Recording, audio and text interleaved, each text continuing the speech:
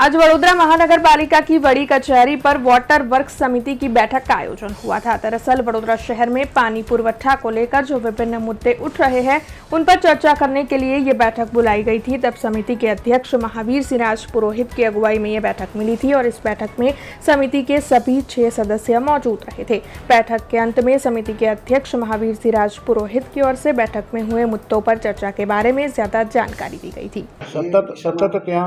સતત ત્યાં કામગીરી ચાલુ છે। બિલકુલ એ જ એમને કીધું છે કે આપણી જવાબદારી છે પૂરતા પ્રમાણમાં અને સાફ પાણી મળે એ બધી જ રજૂઆતો એમને કરી છે। આવનાર દિવસોમાં શહેરના નાગરિકોને કોઈ પણ પાણી બાબતે તકલીફ ના સહન કરવી પડે એવી સૂચના આપવામાં આવી છે। એનો ભંગાર થયો છે એની પણ કામગીરી થઈ રહી છે। શહેરની અંદર 670 MLD જેટલો પાણી આવી રહ્યો છે।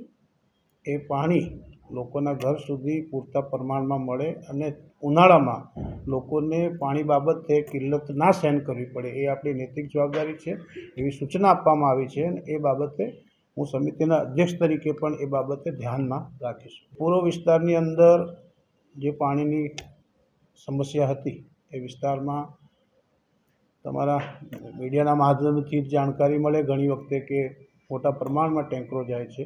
જ્યારે કંઈક પાણીની સમસ્યા હોય તો પાણીનો ટેન્કર પણ મોકલવાનું આપણી જવાબદારી હોય છે, પરંતુ એ કામ વહેલી તકે પૂર્ણ થાય એવી પણ સૂચના આપવામાં આવી છે। એમને અઠવાડિયાનું કીધું છે કે અઠવાડિયાની અંદર એનું નિરાકરણ સંપૂર્ણ આવશે, જેમાંથી 25-30% સુધારો અત્યાર સુધી એમને કર્યું છે। બિલકુલ લોકોની રજૂઆત તો કરશે ને આપણને જ કરશે। કોઈકને પાણીની સમસ્યા હશે એનું નિરાકરણ કરવાની જવાબદારી વિભાગની છે એ પોતાની હોય કરશે। આવનાર દિવસોની અંદર પૂરતા પ્રમાણમાં પાણી મળે અને જે રીતે આપણા આજવા નિમોટા સરોવરથી જે નવા 150 MLD એક 50 અને બીજું 75 MLDનું પાણી दिवाली पहला लोगों ने મળતું થશે એ આયોજન છે।